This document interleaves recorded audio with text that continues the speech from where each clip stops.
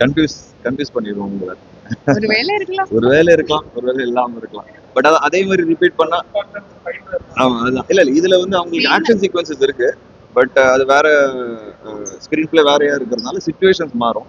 அதே மாதிரி பண்ணாலும் நீங்க அதே மாதிரி படம் ஒரே மாதிரி இருக்குன்றீங்க. ஸோ அதனால ஆக்ஷன் சீக்வன்சஸ் இருக்கு, ஆனா வேற சிச்சுவேஷன்ஸ் வேறையா இருக்கும். நிறைய குஸ்தி ஆடி இருக்காங்க இந்த படத்துலயும் அவங்க. அண்ட் முக்கியமா நான் வந்து இந்த படத்துல குஸ்தி ஆடி இருக்கேன். அதுதான் வந்து ஒரு சின்ன ட்விஸ்டா இருக்கும். பார்ட் 1ல எப்படி நீங்க இன்டர்வல் பிளாக் நல்லா ரசிச்சீங்களோ, பார்ட் 2ல கிளைமேக்ஸ்ல ஒரு சர்ப்ரைஸ் இருக்கும். ஸோ அதுதான் நாங்க ரொம்ப நம்புறோம். Periyar Maniammai Institute of Science and Technology, Tanjavur. We are the future. ஆமா, எங்க பார்ட் 1 முடிஞ்சதோ அங்க இருந்தா பார்ட் 2 ஆரம்பிக்குது. ஸோ வீராங்கிற கேரக்டர் கீர்த்தி கிட்ட பார்ட் 1ல கிளைமேக்ஸ்ல ப்ராமிஸ் பண்ணியிருப்பாரு. ஒன்னு வந்து மேரிகோம் மாதிரி இந்தியாவுக்கு ஆட வைக்கிறேன்ட்டு. அது அவன் பண்ணானா இல்லையாங்கிறது தான் இந்த படத்தோட கதை.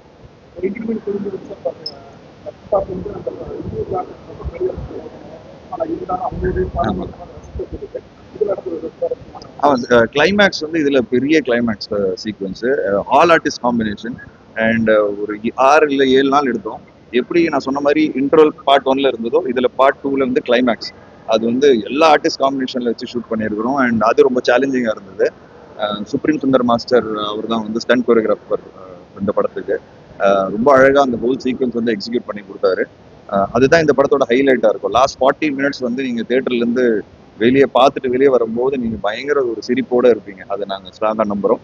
ஐஸ்வரி சார் ப்ரொடியூஸ் பண்ணியிருக்காரு. ஸோ பார்ட் 1ஓட நான் சேர்ந்து ப்ரொடியூஸ் பண்ணியிருக்கேன். ஸோ பார்ட் 1ஓட இன்னும் கொஞ்சம் பிரம்மாண்டம் இந்த படத்துல உங்களுக்கு. ஆமா, கருணாஸ் அண்ணா வந்து எப்படி பார்ட் 1ல உங்களை எல்லாரும் பயங்கரமா அவரோட அந்த மேல் ஷாவனிஸ்ட் கேரக்டர் வச்சு ஸ்ரீக வச்சாரோ, இந்த படத்துலயும் அவர் வந்து த்ரூ அவுட்டா இருக்கிறாரு. எஸ்பெஷலி செகண்ட் ஹாஃப் வந்து சூப்பரா ஹோல்ட் பண்ணுவாரு. காளி வெங்கட், முனீஷ்காந்த், ஸ்ரீஜா மேடம், இந்த மாதிரி எல்லாருமே அந்த ஹோல் பட்டாலுமே பார்ட் 1ல பார்த்த பட்டாலும் உங்களுக்கு பார்ட் 2லயும் இருக்கும். அண்ட் எந்த கேரக்டரும் நீங்க மிஸ் பண்ண மாட்டீங்க. நீங்க பார்ட் 1ல பார்த்து என்ன ரசிச்சீங்களோ அந்த அந்த கேரக்டர்ஸ் நீங்க பார்ட் 2ல பார்த்து ரசிப்பீங்க. நான் சொன்ன மாதிரி ரம்யாகிருஷ்ணன் மேடம் வந்து ஒரு ஒரு ஒரு சூப்பரான ஒரு கேரக்டர் பண்ணியிருக்காங்க. அதை பத்தி நிறைய சொல்ல முடியாது இப்போ. அது ட்ரெய்லர் வரும்போது 27 நாளைக்கு ட்ரெய்லர் ரிலீஸ் ஆக போகுது.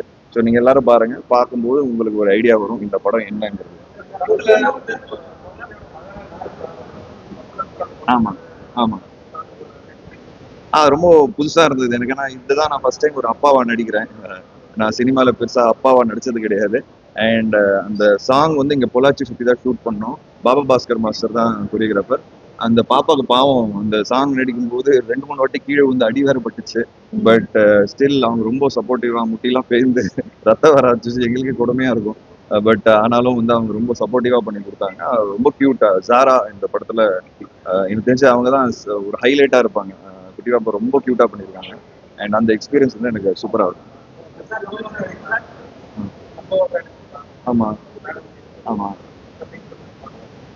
சம்பவக்காரி சாங் நம்ம ஒரு ஒரு ஃபேமிலியோட ஒரு ஒரு ஹஸ்பண்ட் அண்ட் ஒய்ஃபோட ரொம்ப ரியலான எமோஷன்ஸ் அதுல ஷோ பண்ணுறதுக்கு ட்ரை பண்ணியிருக்கோம். அது ஆக்சுவலா நல்ல ரிசப்ஷன் இருக்கும். அதுக்கு நல்ல ரிசப்ஷன் இருக்கு. So very happy about it. நம்மளும் நிறைய ரீல்ஸ் எல்லாம் டான்ஸ் எல்லாம் பண்ணியிருக்கேன் அந்த சாங்ல. ஆனா யூஸ்வலா இந்த மாதிரி ரீல்ஸ் எல்லாம் பண்ணும்போது வி ஃபீல் வெரி லைக் ஒரு ஒர்க் மாதிரி தான் ஃபீல் பண்ணுவேன். ஆனா இந்த song Shaan has done a wonderful job. ரொம்ப ரசிச்சு தான் it was a fun thing to shoot videos for Sambavakkari. It's nice.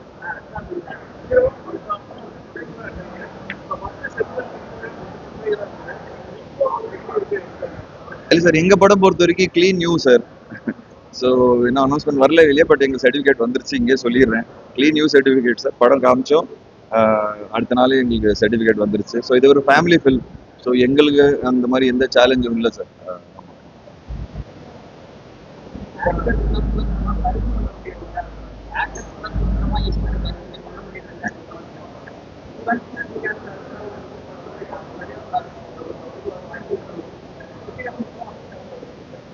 Sir என்னன்னா சார், நான் அந்த இன்டர்வியூல என்கிட்ட சோஷியல் மீடியா பத்தி கேட்டாங்க. என்கிட்ட ஒரு கமெண்ட் காமிச்சாங்க என்னை பத்தி. அந்த கமெண்ட் பத்தி பேசும்போது தான் நான் ஒரு எக்ஸாம்பிள் எடுத்து கொடுத்தேன். நான் யாரையோ பின் பாயிண்ட் பண்ணியோ யாரையும் சப்போர்ட் பண்ணியோ இல்லை யாரையோ ஆப்போசிட்டாக பேசுறதுக்கு நான் அது பேசல. நான் ஒரு எக்ஸாம்பிளாக தான் சொல்லியிருக்கேன். அவ்வளோ பெரிய சூப்பர் ஸ்டார், அவருக்கும் ஒரு எக்ஸ்பிளனேஷன் கொடுக்க வேண்டிய ஒரு சுச்சுவேஷன் வந்துருது இன்னைக்கு.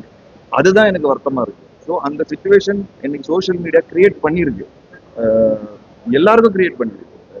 விஜய் சார் மட்டும் இல்லை, இன்னைக்கு எல்லாருக்குமே ஏதாவது ஒரு விஷயம் நடந்தா யார் ஃபர்ஸ்ட் என்ன குற்றச்சாட்டு இருக்கிறாங்களோ அதுதான் உண்மை ஆயிடுது. அது வந்து நம்ம எக்ஸ்பிளைன் பண்ணாம சைலண்டா இருந்தோம்னா அது உண்மை ஆயிடுது.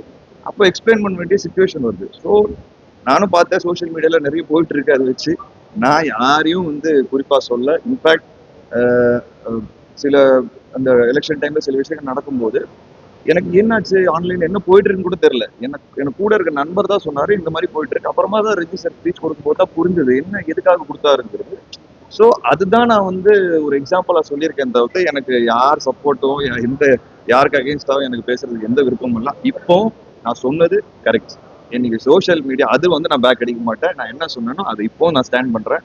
எப்படி எல்லாருக்கும் சுதந்திரம் இருக்கோ ஒரு கமெண்ட் போடுறதுக்கோ இல்லை ஒரு விஷயத்த விமர்சனம் பண்றதுக்கோ அதே தான் எங்க நடிகர்களுக்கும் எங்களுக்கும் இருக்கு. நாங்க மட்டும் பேசினா ஏன் அது பெருசாயிடுது, ஏன் அது வந்து டிவைடா மாறுது? அது இருக்கக்கூடாது. எப்படி அந்த சுதந்திரம் உங்களுக்கு இருக்கோ ஒரு ஒரு விஷயத்த வந்து எப்படி பாக்குறோம் இல்ல நாங்க என்ன நினைக்கிறோம் அதை பத்தி இல்ல என்ன சொல்லணும்னு ஆசைப்படுற சுதந்திரம் எங்களுக்கும் இருக்கணும்ல. அது ஏன் இருக்கக்கூடாது? இவ்வளவுதான் என்னோட கேள்வி. அண்ட் நான் நான் பேசுனது அது இப்போ நான் ஸ்டாண்ட் பண்றேன். ஆமா. அது நடக்கத்தான் செய்யும். ஏன்னா லவ்வும் நிறைய வருது இல்ல, அப்போ அட்டாக்கும் நிறைய வரும். ஸோ எங்க லவ் அதிகமா இருக்கும் அங்க சண்டைகள் நிறைய இருக்கும். அப்படிதான் நான் இதை பாத்துக்கிறேன்.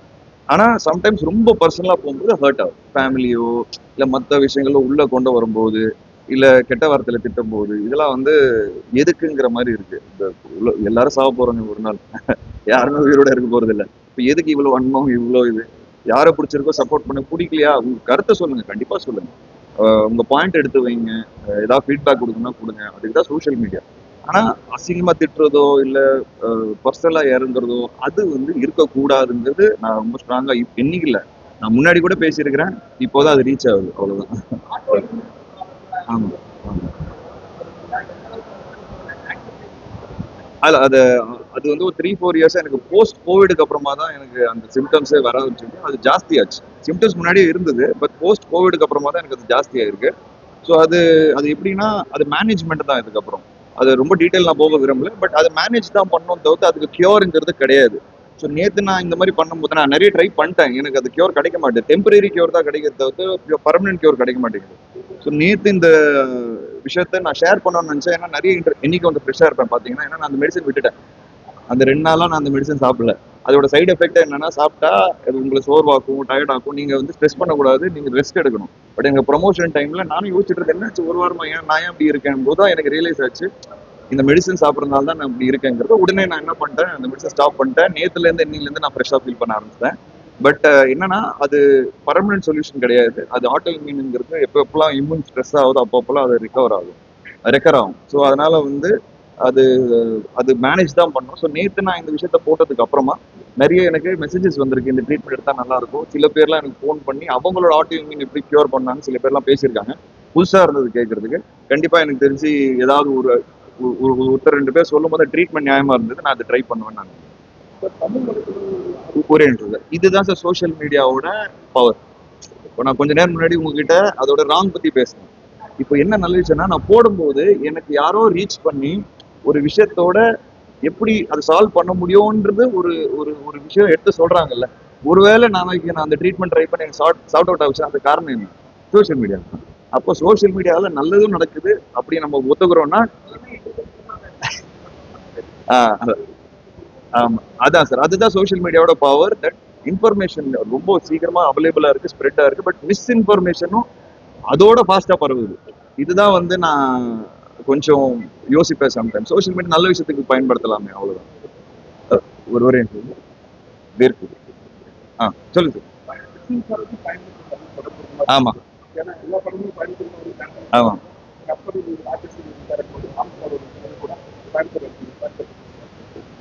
அதான் சார், கோயம்புத்தூர் நான் சொன்ன மாதிரி நான் சினிமால வந்ததுல இருந்து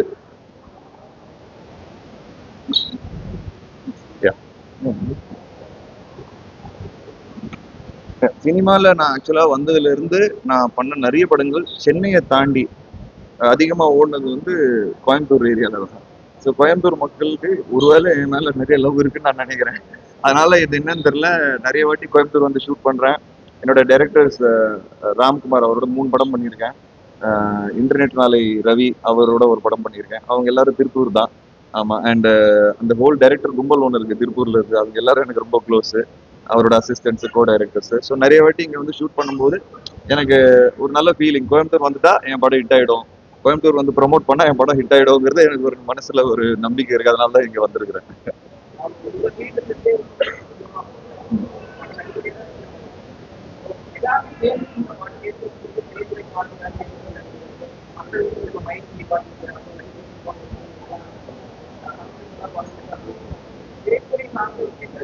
கண்டிப்பா சார். 5 ஷோ வந்து இன்க்ரீஸ் பண்ணியிருக்காங்க. உங்களுக்கு தெரியும், ஒரு நாள் 5 ஷோ வச்சுக்கலாங்கிறது ஃபர்ஸ்ட் வீக்ல அது சொல்லியிருக்காங்க. ப்ரொடியூசர் கவுன்சில்ல இருந்து நிறைய பேர் ரெப்ரசென்ட் பண்ணி கேட்டிருக்காங்க. தியேட்டர் அசோசியேஷன்ல நிறைய பேர் ரெப்ரசென்ட் பண்ணி கேட்டிருக்காங்க. கண்டிப்பா ஒன்று பண்ணிட்டு இருப்பாங்க. அண்ட் இன்னைக்கு காலையில நான் பார்த்தது வந்து அந்த ரன்னை பார்த்தேன். சார் வந்து 3 கிலோமீட்டர்ஸ் ஓடினாரு விஜய் சார். அதை பார்க்கும்போது நல்லா இருந்தது. ஏன்னா